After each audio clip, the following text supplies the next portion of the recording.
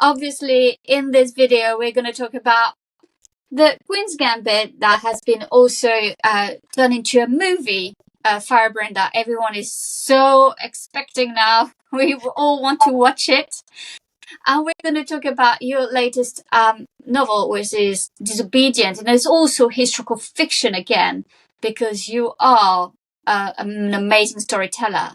But can I ask first, how come you came with the idea of working on Catherine Parr, really? What made you want to tell her story? Well, I suppose, I have to start from the beginning, really, because as a child, I read, used to absolutely inhale all those historical fiction by Jean Plaidy about the wives of Henry VIII.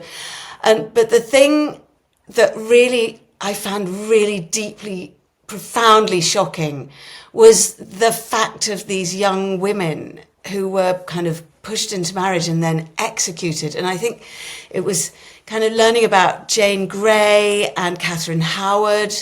And it was just so deeply shocking to me as a child that of these teenage women being sent to the block. I'd always been a little bit fascinated by that period.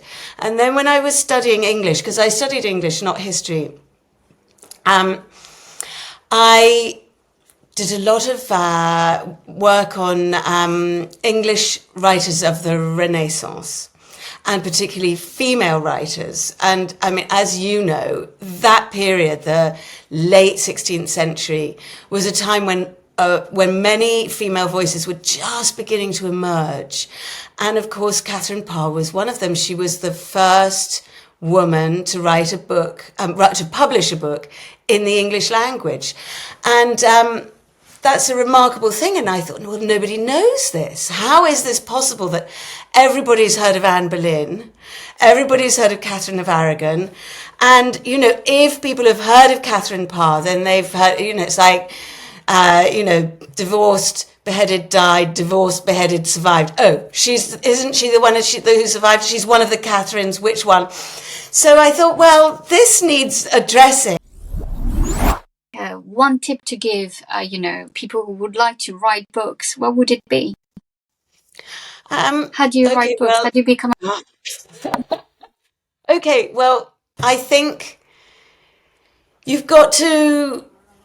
I often say it's like 90% discipline, 10% talent. You've got to master your discipline. You've got to sit down every day and write. Even if you set yourself a low word count, like, okay, I'll write 100 words every day. As long as you do that, you write those 100 words, then you're doing it.